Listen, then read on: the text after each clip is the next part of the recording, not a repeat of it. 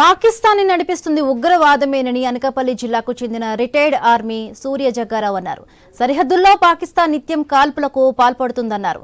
భారత్ ఎప్పుడూ సంయమనంతోనే ముందుకు వెళుతోందంటున్న సూర్య జగ్గారావుతో మా ప్రతినిధి రాజు ఫేస్ టు ఫేస్. ఉన్నటువంటి ఉద్రిక్త వాతావరణ నేపథ్యంలో త్రివిధ దళాలు కూడా ఇప్పటికే ఆపరేషన్ సింధూర్ కొనసాగుతుందని కూడా చెప్తున్న నేపథ్యంలో యుద్ధ వాతావరణం కొనసాగుతుంది. గత 4 రోజులుగా కూడా పాక్ కవ్వింపు చర్యలకైతే దీటైన సమాధానం భారత్ చెప్తున్న నేపథ్యంలోనే మరికొన్ని గంటల్లో ఈరోజు అయితే పెద్దన్న పాత్రలో అమెరికా 2 దేశాల మధ్య కూర్చొని సయోధ్య కుదిర్చే పనిలో పడింది. మరి దీనికి సంబంధించి కూడా బార్డర్లో ఉన్నటువంటి గత కొన్నేళ్లుగా దేశానికి సేవలు అందించి పదవీ విరమణ పొందినటువంటి మాజీ సైనిక ఉద్యోగులు మనతో పాటు ఉన్నారు. మరి ఇప్పుడున్న పరిస్థితులు రాబోయే రోజుల్లో అంటే ఈ చర్చల్లో ఎలాంటి ప్రధాన డిమాండ్లు ఉంటే బాగుంటుంది అనేది వాళ్ళ అభిప్రాయం అడిగి తెలుసుకుందాం. మనతో పాటు సూర్య జగ్గారావు గారు ఉన్నారు. సరే, అసలు ఇప్పుడు పాక్ భారత్ మధ్య ఉన్నటువంటి పరిస్థితులు ఏవైతే ఉన్నాయో ఆ పరిస్థితులకు అనుగుణంగా అంటే అక్కడ వాతావరణం ఏ విధంగా ఉంటుంది సార్? సరే, యాక్చువల్గా ఏంటంటే మాత్రం బోర్డర్లో ఎప్పుడు కూడా ఏమొచ్చి ఈ రకమైన వాతావరణం ఉంటుంది. అది నిత్యం ఈ రోజు ఆ రోజు అని వారం ఉందని లేదని కాదు. కానీ ఇప్పుడు స్పెషల్ ఏంటంటే మన 22వ తారీఖున ఏమొచ్చి పహల్గామ్లో జరిగినటువంటి ఘటనలో తీవ్రవాదులు కేవలంగా ఏమొచ్చి ఆ పని చేశారు కాబట్టి తీవ్రవాదులు కొట్టాలన్న ఆలోచనతో వెళ్ళాం తప్ప మన పాకిస్తాన్తో యుద్ధం చేయాలన్న ఆలోచన అయితే మనకు ప్రధానమంత్రి గారికి కానీ మన రక్షణ శాఖ అయితే లేదు. వాళ్ళు కూడా ఏం చేస్తామంటే వరల్డ్లోనేమొచ్చి మన ఐక్యరాజ్య సమితిలో మన తీర్మానం ఏంటంటే తీవ్రవాదాన్ని వ్యతిరేకించాలి. తీవ్రవాదం ఎక్కడి నుంచి వచ్చినా సరే ఏ దేశం వెళ్ళినా సరే మనం ఫైట్ చేసే హక్కు మాత్రం ఐక్యరాజ్య సమితిలో మనకి ఉంది. ఆ విధంగా మనం పాకిస్తాన్ చేసాము. అయితే అక్కడ పాకిస్తాన్లో ఏం జరుగుతుందంటే ఎప్పుడైతే మనం ఇలా చేసామో పాకిస్తాన్ ప్రజల్లో వ్యతిరేకత వచ్చింది. తీవ్రవాదం పోషించేది మనమే, మన తీవ్రవాదులు పోషించేది మనమే.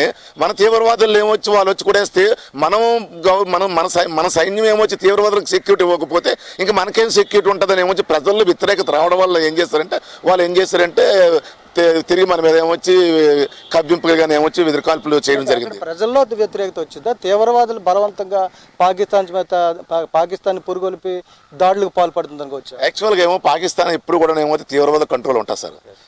ఈ పాకిస్తాన్ తీవ్రవాదులు ఏం చేస్తారంటే మన దేశం కోసం ఏమొచ్చి మమ్మల్ని తయారు చేశారు. మమ్మల్ని భారతదేశం వచ్చి మనం కొడుతున్నప్పుడు మీరు ఎందుకు మా గురించి సెక్యూరిటీ ఇవ్వలేదు? ఒకవేళ భారతదేశ సైన్యం బోర్డర్ నుండి సెంటర్కి వచ్చి ఫైట్ చేసే వరకు పాకిస్తాన్ సైన్యం ఏం చేస్తుందని ఏమొచ్చి ఇంటర్నల్గా అక్కడ ఏమొచ్చి తీవ్రవాదులు వీళ్ళంతా కలిసి ఏమొచ్చి ప్రయత్నిస్తున్నటువంటి సమయం సార్. ఈ సమయంలో ఏమొచ్చి పాకిస్తాన్ ఎలా తీసుకుంటుందంటే తీవ్రవాదుల్ని భారతదేశం ఫైట్ చేస్తుందంటే పాకిస్తాన్ యుద్ధానికి ఎంటర్ అవ్వకూడదు. అలా కాకుండా పాకిస్తాన్ ఎదురుకాల్పులు కాల్చి భారత్ ఏమొచ్చి మా పౌరులు చంపేస్తుంది, మా యొక్క పోర్టులు అట్లు మా ఆస్తులు ధ్వంసం చేస్తుందని ఏమొచ్చి దీన్ని వరల్డ్ వైజ్ ఏమొచ్చి యుద్ధం చేస్తుందని తీసుకెళ్ళడం కోసం ఏమొచ్చి పాకిస్తాన్ ప్రయత్నించారు. దీన్ని బట్టి చూసుకుంటే పాకిస్తాన్కి వాళ్ళ పౌరుల కన్నా కూడా ఉగ్రవాదులు అంటేనే ఎక్కువ, లేదా వాళ్ళ సిటిజన్సే ఉగ్రవాదులు 100% సార్. పాకిస్తాన్నే ఉగ్రవాదులు తయారు చేస్తారు సార్. వాళ్ళ సెక్యూరిటీ పాకిస్తాన్ ఇస్తుంది. ఎందుకంటే పాకిస్తాన్ జవాన్ అప్పటికీ కూడా మన బోర్డర్ దాటి ఏమొచ్చి బయటకు వచ్చేటువంటి దమ్ము ధైర్యం వాళ్ళకి లేదు సార్. వీళ్ళు ఏం చేస్తారంటే తీవ్రవాదులు తయారు చేసి తీవ్రవాదులకి ఏమొచ్చి వాళ్ళ ప్రాణం మీద ఆశ ఉండదు. చచ్చిపోతూ ఉంటాం ఏమొచ్చి బెల్ట్లే కట్టుకొని పేల్చిపోతుంటారు. వాళ్ళు తయారు చేసి మన మీదకి ఎప్పటికప్పుడు ఏమొచ్చి బోర్డర్ నుండి ఒకళ్ళు ఇద్దరిని పంపిస్తుంటారు. ఇలాంటి ఘటన చేసినప్పుడు ఏమొచ్చి వాళ్ళు తయారు చేసి మనకు పంపిస్తారు. యాక్చువల్గా సార్ ఇది చేసింది ఏంటంటే భారతదేశంలోని 3 మతాలు హిందూ, ముస్లిం, క్రైస్తవ 3 మతాలు ఇంకా చాలా ఉన్నాయనండి. అందరూ ఏకగ్రీవం ఉన్నారు కాబట్టి వీళ్ళకి ఇంటర్నల్గా భారతదేశంలో అంతర్భాగం ఏమొచ్చి మత కల్లోలకు సృష్టించాలని ఉద్దేశంతో తయారు చేశారు. ఇది ఎలాగంటే మీ మోడీకి చెప్పండి అంటే మీరు ముస్లిమా కాదా అని పర్టికులర్గా ఏమొచ్చి హిందువులు ముస్లిం వేరు చేయడము, మళ్ళీ ఏమొచ్చి హిందువులకి ఏమో మోడీ సపోర్ట్ చేస్తున్నారు మీ మోడీకి చెప్పండి అని ఏమొచ్చి పర్టికులర్గా చెప్పడం అంటే అర్థం ఏంటంటే ఇక్కడ మనకి అంతర్భాగంగా ఏమొచ్చి కొద్దిగా స్టార్ట్ చేయాలని మతవాదం చేయాలని ఆలోచన చేశారు. అయితే మనం ఏం చేసామంటే నిజంగా ఎక్సలెంట్ సార్. మన దేశంలో ముస్లిమ్స్ ఉన్నారు, అందరినీ కూడా తప్పుగా అనకూడదు. ఈ రోజు ఇంతటి సమయంలో ప్రతిపక్ష పార్టీలు కాంగ్రెస్ కావచ్చు, అన్ని పార్టీలు అన్ని మతస్థులు కూడా ఏమొచ్చి ఏకతాటి ఈరోజు ఒక్క స్టేట్మెంట్ కానీ ఎవరైనా వ్యతిరేకంగా ఓవైసీ ఏమొచ్చి పక్కా ముస్లిం వ్యక్తి అలాంటి ఓవైసీ కూడా ఏమొచ్చినో తీవ్రవాదం వ్యతిరేకించాలి. మన భారతదేశంలో మనం చక్కగా బతుకుతున్నాం.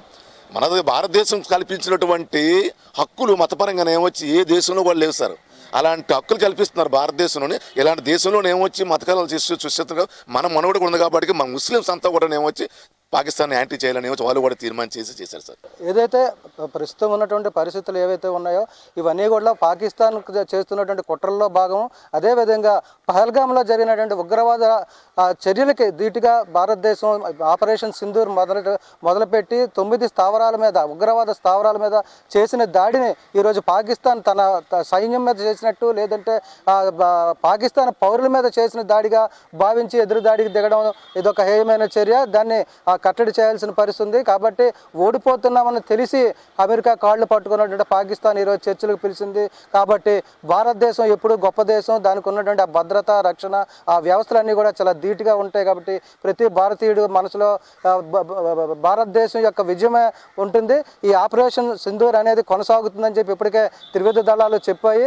రాబోయే రోజుల్లో కూడా అది కొనసాగే అవకాశాలు ఉంటాయని మాజీ సైనిక ఉద్యోగులు కూడా అభిప్రాయం వ్యక్తం చేస్తున్న పరిస్థితి. వీడియో జర్నలిస్ట్ స్వామితో రాజు, ఐ న్యూస్, విశాఖపట్నం.